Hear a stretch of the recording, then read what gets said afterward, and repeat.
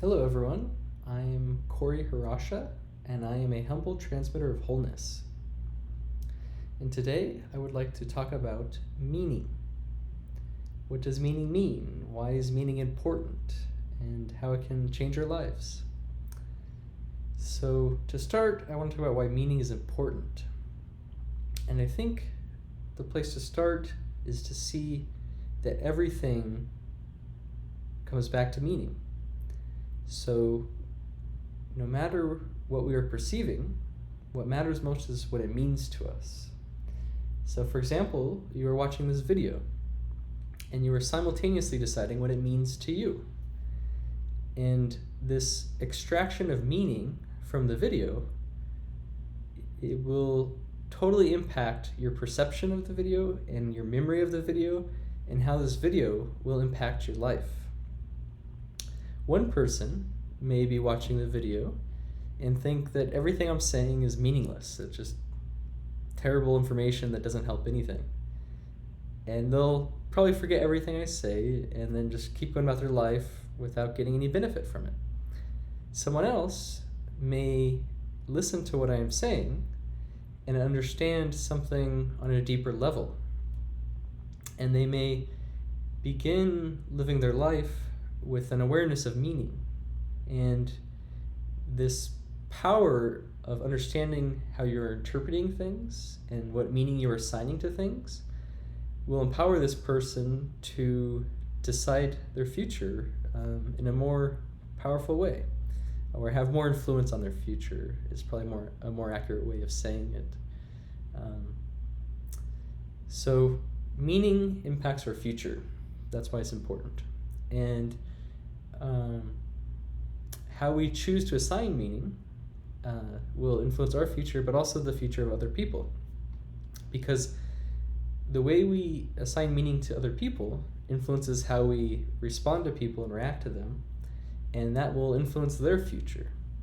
So we want to find meaning that allows us to achieve our goals, which is in itself a meaning in itself. So based on your goal, it will influence what meaning you assign to things.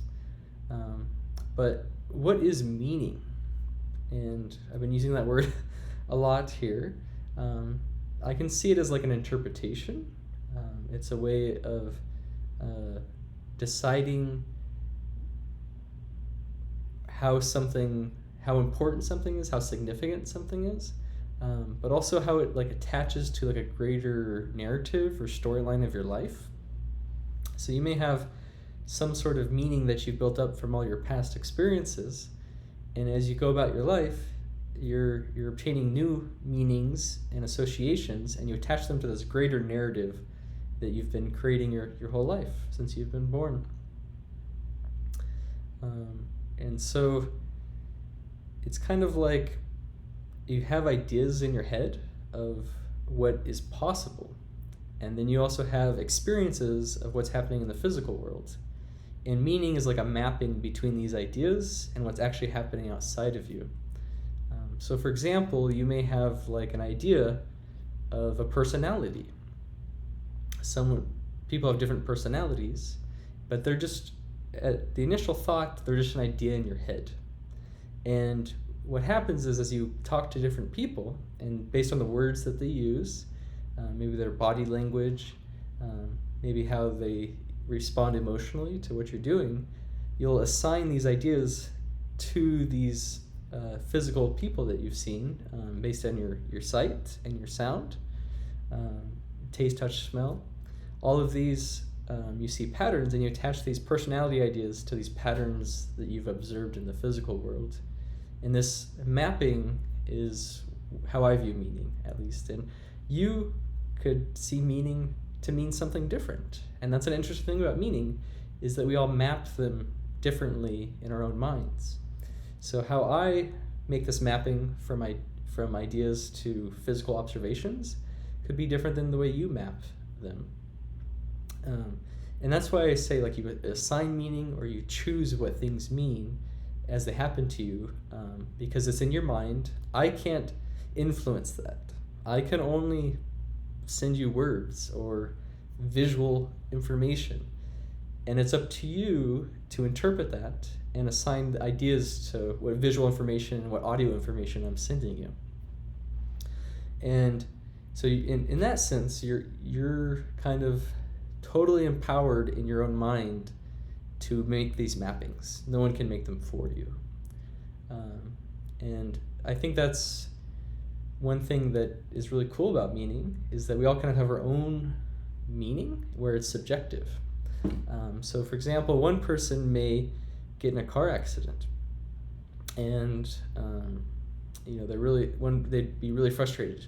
Oh, this means that I have to get a new car, I have to spend lots of money, this means that it's really annoying, it means this is a terrible thing. They're mapping these ideas of terrible and like depression and anger to this car accident, just this physical experience. But someone else may choose different mappings. They get in a car accident and they say, I am assigning the meaning of a challenge.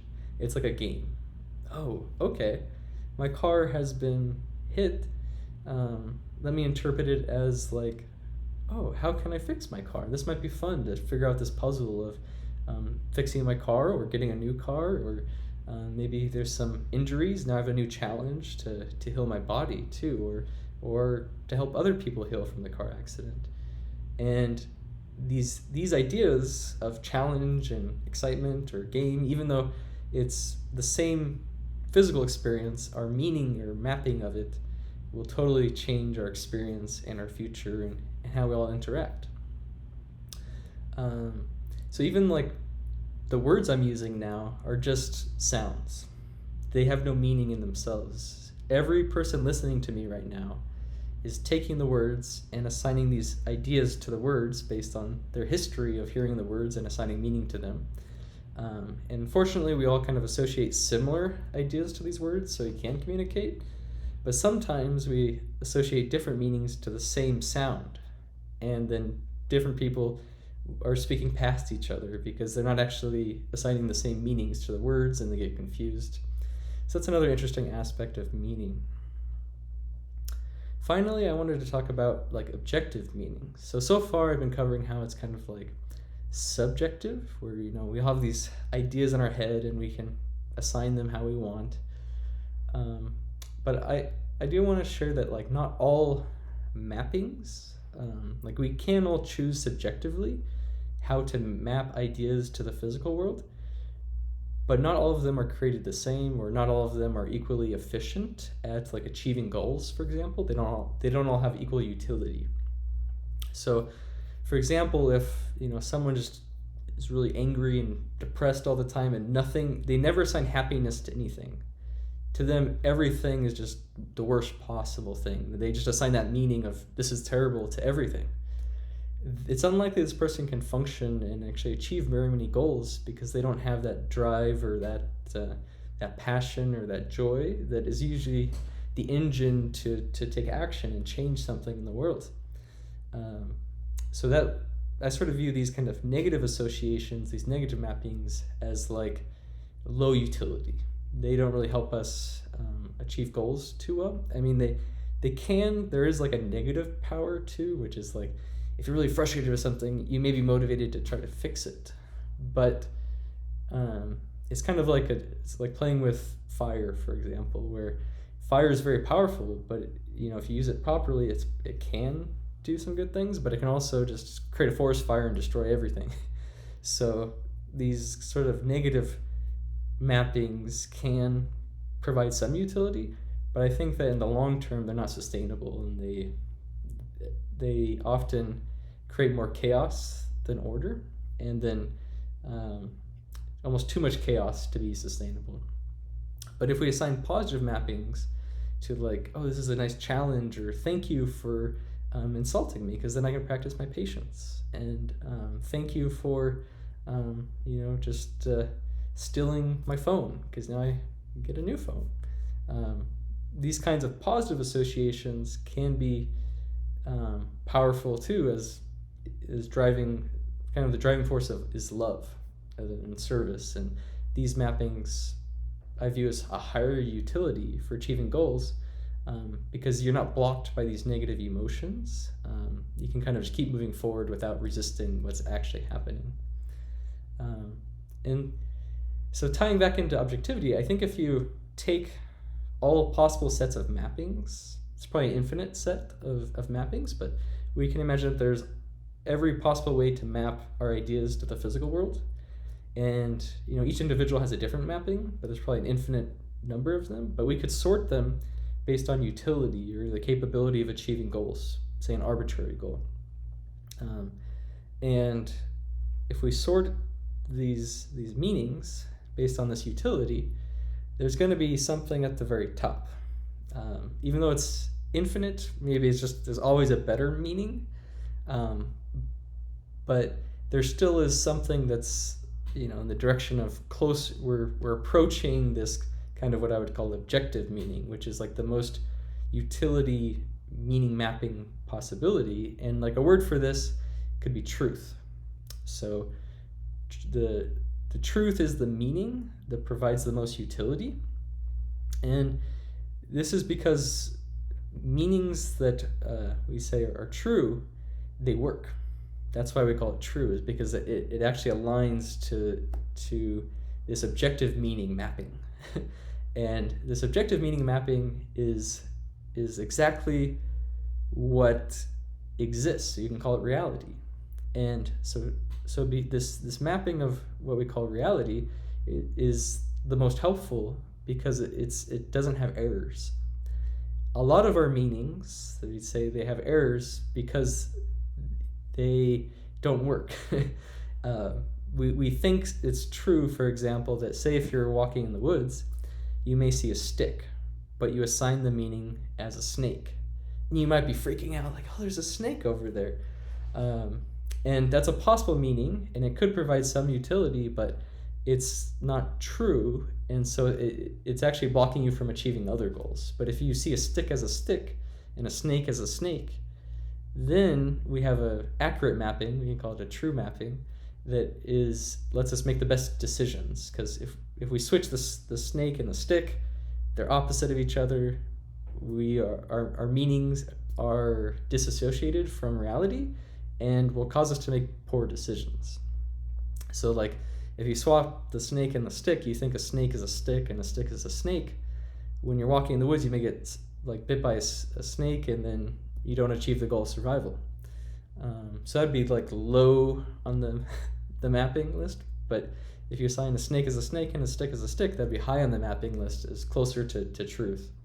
And tying back into like the infinite nature of these mappings, maybe we could say that truth is never fully known. It's something that we only approach. It's kind of like infinity. We get closer and closer and closer just forever.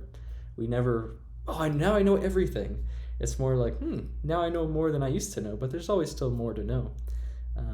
So you can think of it like if there's an infinite space, that our knowledge is like, you can imagine it's like a star shining light into that space. And so our knowledge is always growing, but there's always an infinite more space to send the light. We can keep sending light further and further and further, and there's always more to learn. But I think it's just kind of interesting to tie that back into the subjective nature of meaning, is that we can all subjectively choose how close to the objective meaning we want. And I think we all want to be closer to the objective meaning because that's what's most helpful. But sometimes we are attached to meanings, and it's scary to think that we've been associating meanings that are not true. And we're attached to these meanings. And so even though we could find a better set of mappings, we're too afraid to do that because we think that these mappings are true. But I think if we view it as, the true set of meaning is infinite, it's always a closer one, we never want to be then too attached to a mapping and say, I'm never going to leave this mapping because it's too true. It's more like, I want to find a better mapping and I'll keep learning. And it's possible you never find a better mapping in your lifetime, but I think we can always keep seeking and finding better meanings. And it's all a learning process as we learn to associate meanings. But I think this kind of association of meanings and choosing meanings is where the real power of choice is. What we view as significant and what we view as our narrative, and these are really what inform our decisions as far as actions go. So if we look at just choosing one action A or action B, it's often hard to know like why we choose one or the others, especially if there's like similar consequences. But usually if we take a step further back and see what we chose to interpret the world as is really what's driving that decision A, this action A or action B. So we take that step further and say like, why is this decision meaningful to me? What meanings am I associating with the circumstance that caused me to feel like action A or an action B is really important? But yeah, I think that's about it I wanted to cover on meaning. I hope this information is meaningful to you, and I want you to know that you're loved, and I'm very grateful that you're listening to me, and I bid you farewell.